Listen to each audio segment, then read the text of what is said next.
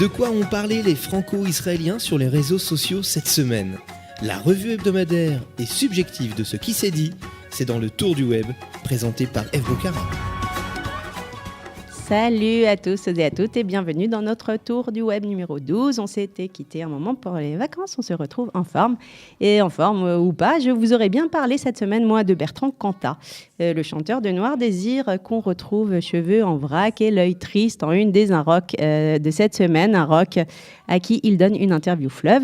Cette couverture surtout a provoqué le hashtag sur Twitter et sur Instagram, les Un Rock de la honte, qu'ont utilisé tout un tas de gens célèbres et moins célèbres qui disent qu'ils auraient préféré voir Marie Trintignant sur cette une des Un Rock plutôt que la tête de son meurtrier. Non, je ne vais pas vous parler de Cantat parce qu'il n'est pas juif et que du coup, on serait hors sujet. C'est dommage, j'avais plein de trucs à dire. Mais ce n'est pas grave, on va se rattraper avec Hervé Weinstein. Weinstein qu'on ne prononce pas comme il s'écrit, Weinstein, qui lui est juif. Et il est même de gauche.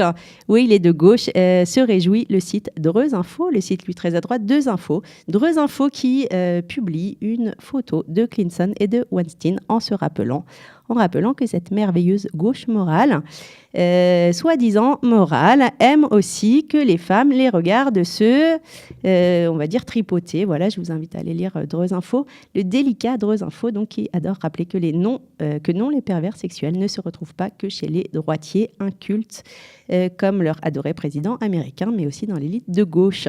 Cette affaire Weinstein a, elle aussi, donc pulvérisé les réactions sur les réseaux sociaux et même encouragé chaque femme qui a subi un harcèlement sexuel dans sa vie, une drague poussée, non souhaitée, des remarques sur son physique alors qu'elle n'avait rien demandé, ou bien sûr des attouchements ou un viol, à, je cite, balancer son porc. Voilà, c'est le hashtag balance ton porc. Grâce à ce hashtag, chaque femme est appelée à raconter son histoire de harcèlement et ça a fleuri sur Twitter et sur Facebook.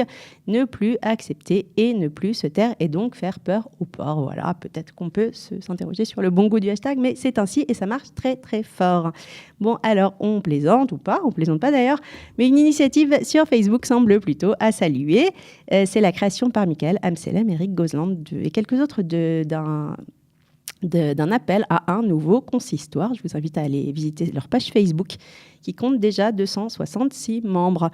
Voilà, ces fondateurs du nouveau consistoire ne s'estiment plus représentés par le CRIF, devant lequel ils avaient d'ailleurs manifesté il y a quelques semaines lors de la venue du grand rabbin de Jérusalem, Shlomo Amar, rabbin qui qualifie les homosexuels de pervers et les réformés de plus négationnistes que les négationnistes. Voilà, ça avait assez déplu à ces fondateurs du nouveau consistoire, Michael Amselem et Eric Gozlan, qui appellent ainsi à un organe qui représenterait plus un judaïsme moderne, plus réel, un judaïsme avec ses libéraux, ses femmes, ses homosexuels, bref, l'ensemble de la communauté juive.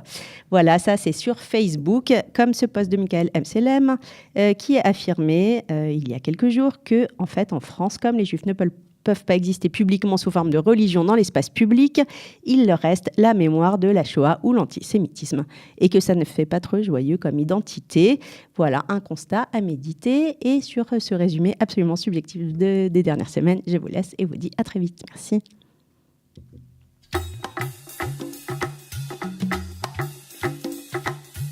De quoi ont parlé les franco-israéliens sur les réseaux sociaux cette semaine? La revue hebdomadaire et subjective de ce qui s'est dit, c'est dans le Tour du Web, présenté par Eve Bocara.